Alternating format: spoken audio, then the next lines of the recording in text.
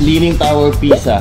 Nakita mo yan? Nahulog na yung Leaning Tower Pisa niyan. Feeling ko binili niya to ng ano eh, 100k. Oy, grabe ka naman. Saan mo pala nakuha to? Binili ko lang din. Binili mo para ibenta sa akin.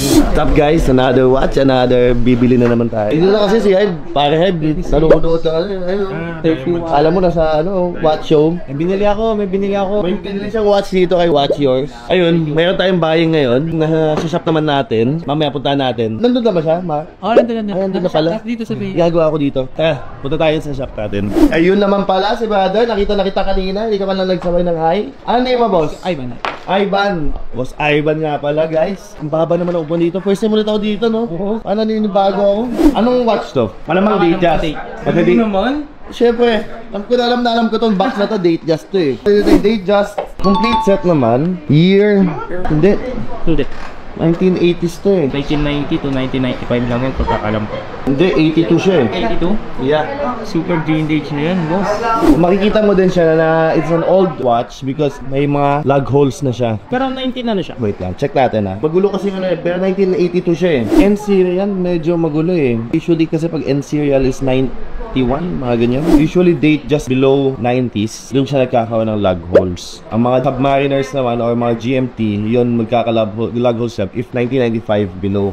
Pero magkano mo planning ibenta? Mga nasa ano eh, 110 to 210? Bigyan mo na sa akin 210, pang ano yan. Hindi kaya.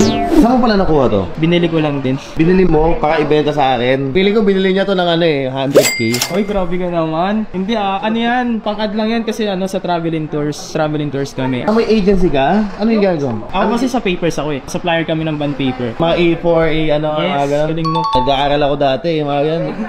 One whole bond paper, mga ganun. Hit mo na sa akin yung 210, boss. Graduating ako. Ilang taon ka na ba? 23. Alam mo, in life, malalaman mo din na you have to take the risk. At saka yung risk mo is not 210,000. Leaning Tower Pisa. Nakita mo yan? Nahulog na yung Leaning Tower Pisa niyan. Check natin yung serial number niya. Yung serial number niya nasa number 6. Let's see kung nagtutugma yung dalawa. Boom! Hindi siya nagtutugma. Okay, bali. Kaya ito, it is a different watch which doesn't match sa serial number na itong papers. The reference number, yes, okay, tama yung reference number. Even yung ano niya, the bezel is customized. Kahit yung dial niya, doubt ako.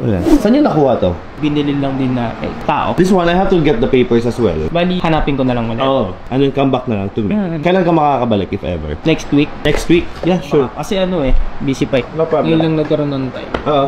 Take your time. Thank you, brother. Thank you so much. Thank you. Ayun nga, hindi ko nakuha. Well, it is what it is. Pero sabi naman niya, babalik siya dito pag nakuha na niya yung papers niyan. So check na natin. Antayin natin kung makakakuha niya. Well, gano'n naman talaga. Hindi naman lahat dahil. At saka kailangan maging ano ka. Alam mo dapat yung mga nakikita mo. Diba? Check mo yung serial, check mo yung reference number, check mo everything kung nagtutugma lahat. Well, ngayon hindi nagtugma. Pero okay naman. Baka na lang natin kung babalik siya.